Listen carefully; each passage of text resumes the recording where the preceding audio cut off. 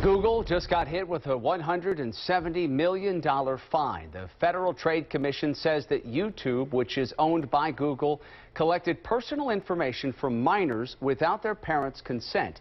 Google then used that information to target ads toward children. Regulators say the tech giant's practices violated the Children's Online Privacy Protection Act.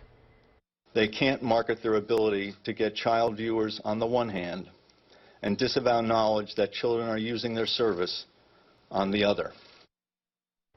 YouTube says it will begin treating any user who watches children's content on YouTube as a child, regardless of the user's age. Joining us now to talk more about this is our tech analyst, Ryan Eldridge, with Nerds on Call. Ryan, appreciate you coming on. So what kind of message do you think a fine like this is going to send to YouTube, its parent company, Google, and other social media platforms? Well, what we're hearing from most critics of this particular settlement is that it just didn't go far enough, that it's a basic slap on the wrist to Google, and Google has now promised to abide by the rules, which, you know, it's effectively getting like a traffic ticket. One of the big interesting things is this is actually the largest fine the FTC has applied to this specific act. The last one was $5.7 million to TikTok. Earlier this year. So $170 million from the FTC's point of view is pretty big, but most critics are saying it just didn't go far enough.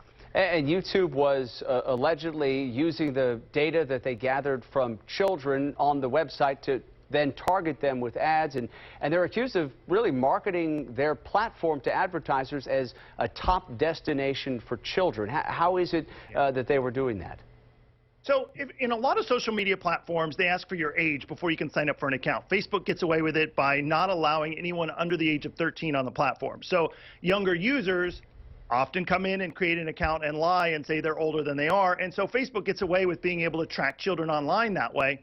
YouTube doesn't have the same kinds of protections. And so ultimately, they're saying when they were marketing to advertisers that they didn't have anyone on their platform under 13. But then on the other hand, in marketing materials specifically to Hasbro and Mattel, I'll give you an example. To Mattel, in their marketing materials, they said that YouTube is today's leader in reaching children ages 6 to 11 against top TV channels. All right, so clearly they knew. Yeah, so that's the question. I mean, is there any chance this was an oversight, or no, the folks at YouTube, they knew what the law was and they broke it? Yeah, they essentially they saw a huge opportunity in getting kids who are looking at videos of toys and games and cartoons and said, hey, let's advertise to them materials that we normally advertise on television, cereals, games, toys, all that other good stuff the kids want. And unfortunately, it's not legal. You just can't do that to anyone under 13 without a verifiable parental consent. So it can't even just be like a pop-up that says, did you get your parents' permission? No, you have to literally be able to verify that the parents actually gave consent in order to market these kinds of things to kids or to track what they're doing online. All right, so as part of this settlement and moving forward, YouTube has agreed to have channel owners identify children's content so that targeted ads aren't put in those videos. They have also agreed to get parents' consent before collecting personal information. Do you think that these required changes go far enough? Well, they said it's going to take about 4 months for that system to go into place, and ultimately, you're right, they're putting almost all of the responsibility on the creators of the content. And there's a little problem there, is the FTC said later on in a statement earlier today that if the creators purposely subvert YouTube's rules, they could go after them.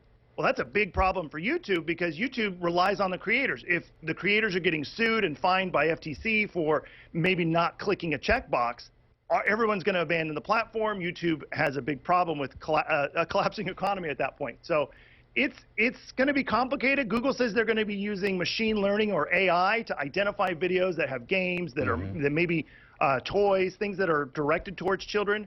But we don't even know if that even exists or works or what that is. All right, well, clearly YouTube walking a fine line at this point after this settlement. We have to leave the conversation there. Ryan Eldridge from Nerds on Call, always a pleasure. Thank you. You're welcome.